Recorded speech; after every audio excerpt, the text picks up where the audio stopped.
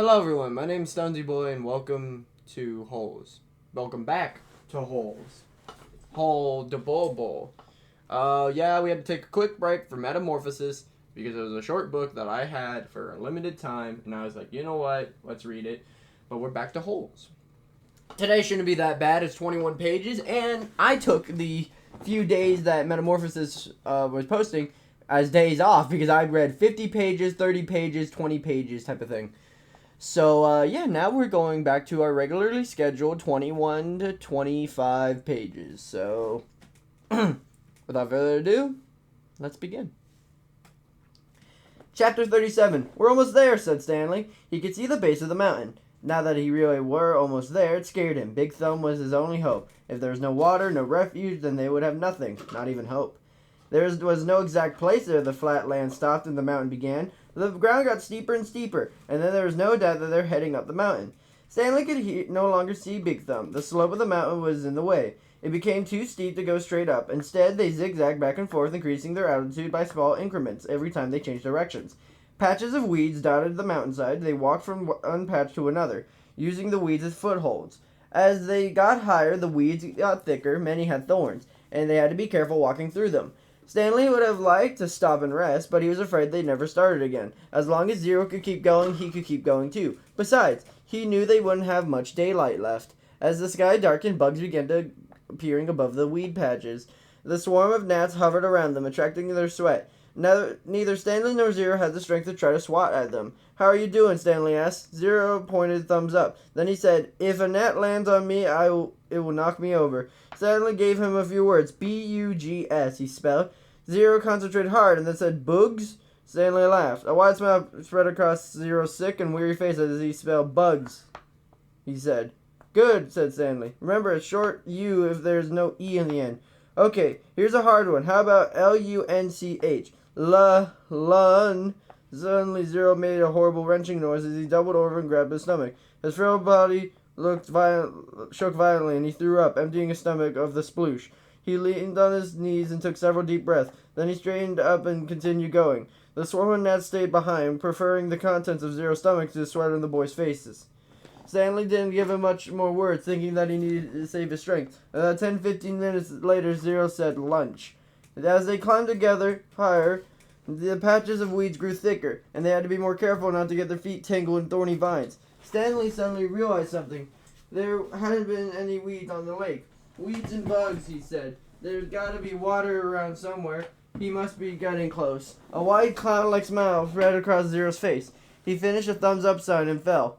He didn't get up. Stanley bent over him. "Come on, Zero," he urged. "We're getting close. Come on, Hector. Weeds and bugs. Weeds and boogs." Stanley shook him. "You've already ordered your hot fudge sundae," he said. "We're making it right now." Zero said nothing. Chapter 38. Stanley took hold of Zero's forearms and pulled them upright. Then he stooped down to let Zero fall over his right shoulder. He stood up, lifting Zero's worn-out body off the ground.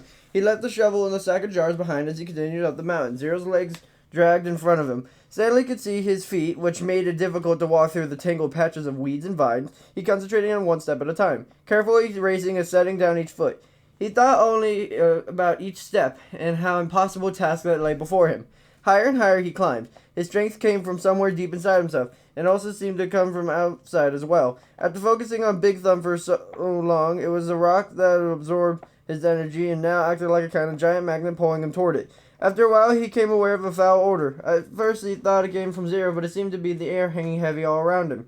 He also noticed that the ground wasn't as steep anymore. As the ground flattened, a huge stone precipice rose ahead of him. But barely visible in the moonlight, it seemed to grow bigger with each step he took. It no longer resembled a thumb, and he knew he'd never be able to climb it. Around him, the smell became stronger. It was a bitter smell of despair.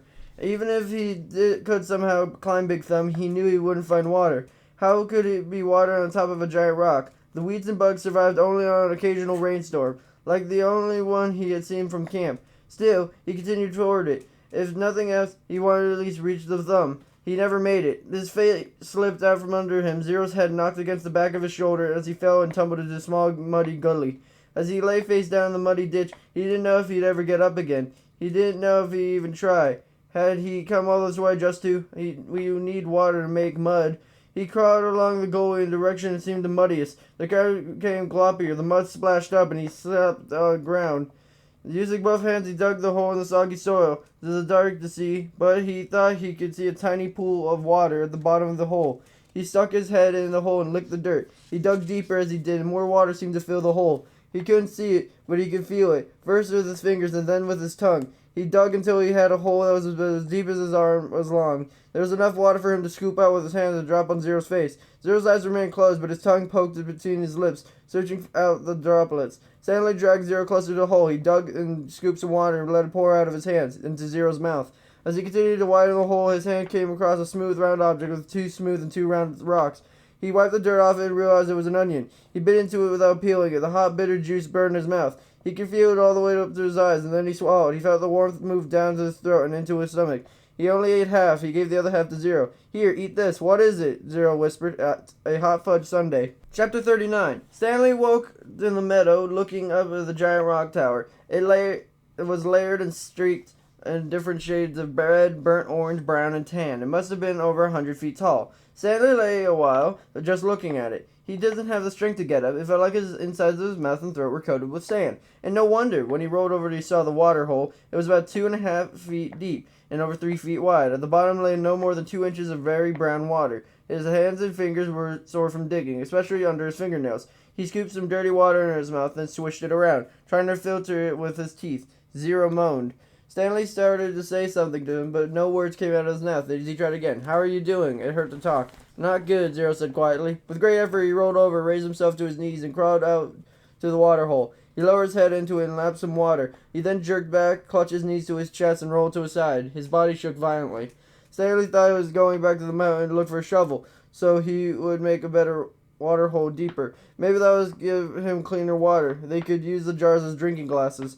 But as he didn't think he would have the strength to go down, let alone make it back up again, and he didn't know where to look. He struggled to his feet. He had a field of greenish-white flowers that seemed to extend all the way around Big Thumb. He took a deep breath, then walked at last 50 yards to a giant precipice and touched it. "Tag, you're it."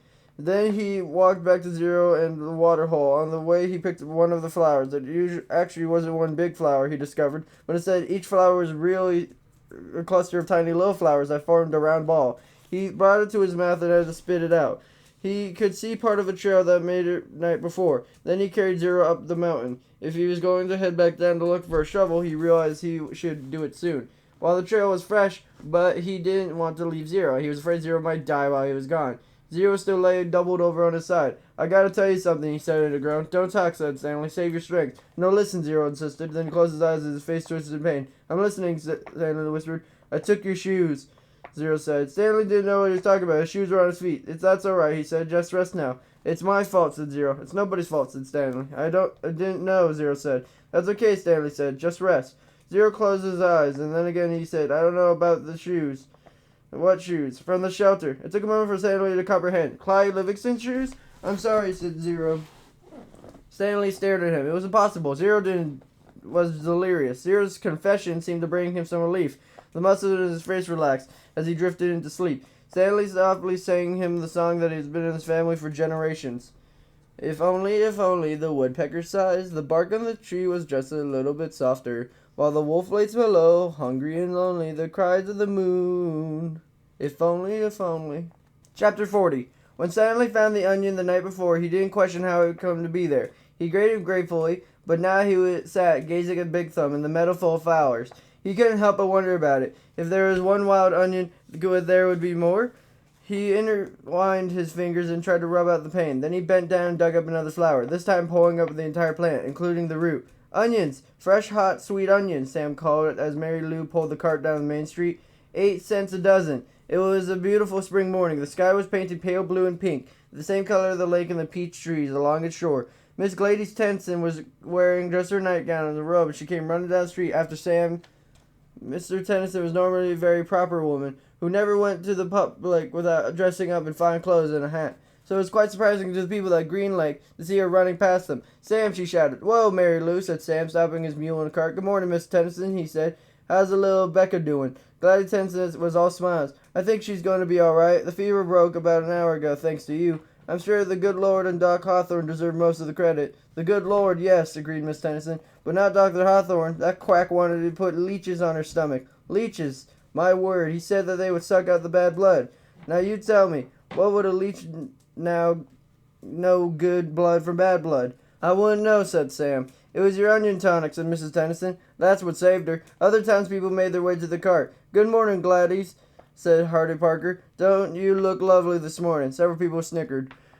Good morning, Hattie, Miss Tennyson replied. Does your husband know you're pleading about with the bedclothes? Edie asked. There was more snickers. My husband knows exactly where I am and how I'm dressed, thank you, said Miss Tennyson. We've both been all up night, half a morning with Rebecca. She almost died from stomach sickness. Seems she ate some bad meat. Hattie's face blushed. Her husband, Jim Parker, was the butcher. It made my husband and me sick as well, said Miss Tennyson, but it nearly killed Becca, and that's with her being so young. Sam saved her life. It wasn't me, said Sam, it was the onions. I'm glad Becca was all right, Hattie said contrivedly. I keep telling Jim he needs to wash his knives, said Mr. Pike, who owned the general store. Hattie Parker excused herself, then turned and quickly walked away. Well, Becca, then when she feels up to come by the store a piece of candy, said Mr. Pike. Thank you, I'll do that. Before returning home, Miss Tennyson brought a dozen onions from Sam. She gave him a dime and told him to keep the change. I don't take charity, Sam told her, but if you want to buy a few extra onions for Mary Lou, I'm sure she'd appreciate it. All right then, said Miss Tennyson. Give me my change of onions. Sam gave Miss Tennyson an additional 3 onions, and she fed them one at a time to Mary Lou. She laughed as the old donkey ate them out of her hand. Stanley and Zero slept off in their own next 2 days, ate onions. All they wanted, splashed dirty water into their mouths. In the late afternoon, Big Thumb gave them shade. Stanley tried to make the hole deeper, but he really needed his shovel. His efforts seemed to stir up the mud and made the water dirtier. Zero was sleeping. He was still very sick and weak, but the sleep and the onions seemed to be doing him some good. Stanley was no longer afraid that he would die soon. Still, he didn't want to go for the shovel while Zero was asleep, and he didn't want him to wake up and think he'd been deserted. He waited for Zero to open his eyes. I think I'll go look for a shovel, Stanley said. I'll wait here, Zero said feebly, as if he had any other choice. Stanley headed down the mountain. The sleep with the onions had done him a lot of good as well. He felt strong. It was fairly easy to follow the trail that made 2 days earlier. There was a few places that he wasn't sure he was able to go right away, but it took a while of searching before he found the trail again. He went right a ways in the mountain, but still didn't find a shovel. He looked back toward the top of the mountain. He must have walked right past it, he thought. There's no way he could have carried Zero all the way up from there. Still, he headed downward just in case. He came to a bare spot between 2 large patches of weeds and sat down to rest. Now he'd definitely gone too far, he decided. He was tired out from walking down the hill. He would have been impossible to carry Zero up the hill from here, especially from walking all the way with no food or water. The shovel must have been buried in some weeds. Before starting back up, he took one last look around in the low directions. He saw a large indentation in the weeds a little farther down the mountain. It didn't seem likely the shovel would be there, but he had already come this far. There, lying in some tall weeds, found the shovel and a stack of jars. He was amazed. He wondered if the shovel and the sack might have rolled down the hill. But none of the jars were broken, except one had broken earlier, and if they had rolled down the hill, it would be doubtful that he would find a sack and a shovel side by side. On his way back up the mountain, Stanley had to sit down and rest several times. It was a long, hard climb. Chapter 41. Zero's condition continued to improve. Stanley slowly peeled an onion. He liked eating them one layer at a time. The water hole was now almost as large as the holes he had dug back in Camp Green Lake. It contained almost 2 feet of murky water. Stanley had dug it all himself. Zero had offered to help, but Stanley thought it better for Zero to save his strength. It was a lot harder to dig in water than it was in a dry lake. Stanley was surprised that he himself hadn't got sick from either the sploosh, the dirty water, or living on the onions. He used to get sick quite a lot back home. Both boys were barefoot. They had washed their socks. All their clothes were very dirty. But their socks were definitely the worst. They didn't dip their socks into the hole, afraid of contaminating the water. Instead, they filled the jars and poured water over their dirty socks. I didn't go to the homeless shelter very often, Zero said. Just if the weather was really bad. I'd have to find someone to pretend to be my mom. If I'd just gone by myself, they would have asked me a bunch of questions. If they found out I didn't have a mom, they would have made me a weird ward of the state. What was the ward of the state? Zero smiled. I don't know, but I didn't like the sound of it. Stanley remembered Mr. Podensky talking to the warden that Zero was the ward of the state. He wondered if Zero knew he'd become one. I liked sleeping outside, said Zero. I used to pretend I was a Cub Scout. I always wanted to be a Cub Scout. I'd see them in the park in their blue uniforms. I was never a Cub Scout, said Stanley. I was good at social stuff like that. Kids made fun of me because I was fat. I like blue uniforms, said Zero. Maybe I wouldn't have liked being a Cub Scout. Stanley shrugged one shoulder. My mother was once a Girl Scout, said Zero. I thought you said you didn't have a mother. Everybody has a mother. Well, yeah, I know that. She says she won a prize for selling the most Girl Scout cookies, said Zero. She was real proud of it. Stanley peeled off another layer of his onion. We always took what we needed, Zero said. When I was little, I didn't even know it was stealing. I don't remember when I found out, but she just took what we needed, never more. And when I saw the shoes on display in shelter, I reached for the glass case and took them. Clyde Livingston shoes? She asked Stanley. I don't know what they were his. I just thought they were somebody's old shoes. It was better to take someone's old shoes, I thought, than steal a pair of new ones. I didn't know they were famous. There was a sign, but of course I couldn't read it. Then, the next thing I know, everyone's making this big deal about the shoes were missing. It was kind of funny in a way. The whole place is going crazy. There I was wearing the shoes, and everyone's running around saying, what happened to the shoes? The shoes are gone. I walked out the door, no one noticed me. Then I got outside, I ran to the corner, immediately took off the shoes, put them on top of a parked car. I remember they smelled really bad. Yeah, those were them, said Stanley. Did they fit you? Pretty much. Stanley remembered being surprised at Clyde Livingston's small shoe size. Stanley's shoes were bigger. Clyde Livingston had small, quick feet. Stanley's feet were big and slow. I should have just kept them, said Zero. I already made it out of the shelter and everything. I ended up getting arrested the next day when I tried to walk out of a shoe store with a new pair of sneakers. If I had just kept those old smelly sneakers, then neither of us would be here right now. Chapter 42. Zero became strong enough to help dig the hole. Then he finished. It was over 6 feet deep. He filled the bottom with rocks that helped separate the water from the dirt. It was still the best hole digger around. That's what the last hole I ever dig, he declared, throwing down a shovel. Stanley smiled. He wished it were true, but he knew they had no choice but eventually return to Camp Green Lake. They wouldn't live on onions forever. Tene had been completely around Big Thumb. It was a giant sundial. They followed the shade, as if they were to see out all directions. There was no place to go. The mountain was surrounded by desert. Zero stared at Big Thumb. There must have been a hole in it, he said, filled with water. You think? Where else would the water be coming from? Zero asked. Water doesn't run uphill. Stanley bit into an onion. It didn't burn his eyes or nose, and in fact, he no longer noticed a particularly strong taste. He remembered that when he first carried Zero up the hill, how the air had smelled bitter, and it's the smell of 1,000 of onions, growing and rotting and sprouting. Now he didn't smell a thing. How many onions do you think we've eaten? He asked. Zero shrugged. I don't even know how long we've been here. I'd say about a week, said Stanley, and we probably each eat about 20 onions a day, so that's 280 onions, said Zero. Stanley smiled. I bet we'll really sink. 2 nights later, Stanley lay awake, staring up at the star-filled sky. He was so happy to fall asleep. He knew he had no reason to be happy. He just heard or read somewhere that right before a person freezes to death, he suddenly feels nice and warm. He wondered if perhaps he was experiencing something like that. It occurred to him he couldn't remember the last time he felt happiness. It wasn't just getting sent to Camp Green Lake, it made his life miserable. Before that, he had been unhappy at school, where he had no friends and boys like Derek Dunn picked on him. No one liked him. And the truth is, he really didn't especially like himself. He liked himself now. He wondered if he was delirious. He took a look over at Zero, sleeping near him. Zero's face was lit in the starlight, but there was a flower petal in front of his nose that moved back and forth as he breathed. It reminded Stanley of something out of a cartoon. Zero breathed in, and the petal was drawn up, almost touching his nose. Zero breathed out, and the petal moved toward his chin. It stayed on Zero's face for an amazingly long time before floating off to the side. Stanley considered placing it back on front of Zero's nose, but it wouldn't be the same. It seemed like Zero had lived at Camp Green Lake forever, but Stanley thought about it now. He realized that Zero must have gotten there no more than a month or two before him. Zero was actually arrested a day later, but Stanley's trial kept getting delayed because of baseball. He remembered that Zero had said a few days before, if Zero would have kept the shoes, neither of them would be there right now. As Stanley stared at the glittering night sky, he thought there was no place he would rather be. He was glad Zero put the shoes in the parked car. He was glad they fell in the overpass and hit him on the head. Then the shoes first fell from the sky. He remembered thinking of the destiny that struck them. Now he thought so again. It was more than a coincidence. It had been to be destiny. Maybe they wouldn't return to Camp Green Lake, he thought. Maybe they would just make it past the camp. Then follow the dirt road back to civilization. They would fill their sack with onions and 3 jars with water, and he had his canteen as well. They would refill the jars and canteen of the camp, maybe sneak into the kitchen and get some food. He doubted any counselors were still on guard. Everyone would think they're dead. Buzzard food. It would mean living the rest of their life as fugitives. The police would always be after them. At least he could call his parents and tell them he was alive. He couldn't go visit them in case the police were watching the apartment. Although if everyone thought he was dead, they wouldn't bother to watch the apartment. He would have somehow get a new identity. Now I'm really thinking crazy, he thought. He wondered if a crazy person wonders if he's crazy.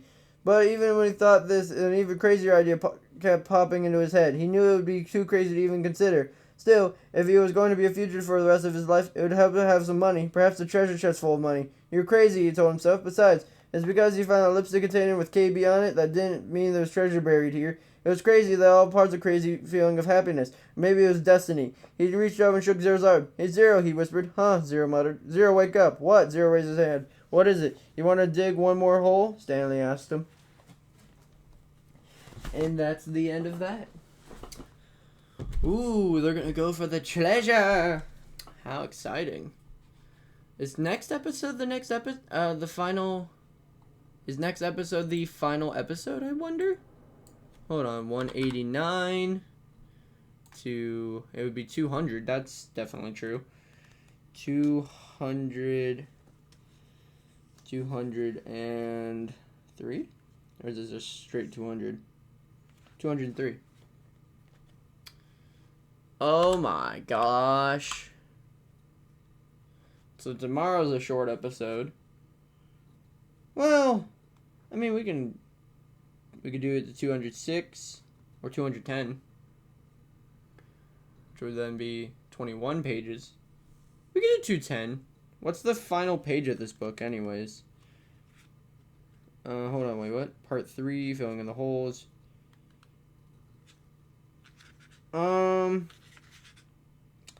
Okay, yeah, we're gonna do it to 210 because the last page is 233. So that would just fill it up perfectly. Get it? Filling up the holes, filling it perfectly. Ha ha ha. That means we're gonna have to cut into part 3 for the next time we read, which is gonna be weird. But yeah. So now we are on page 189. And, yeah. Next episode should be fairly easy. It's just 21 pages. And considering today was 23s. So, yeah. I hope you guys have a super fantastic, wonderful day. If you like this fish, make sure to like, comment, and subscribe. And I'll see you guys next time. Bye-bye.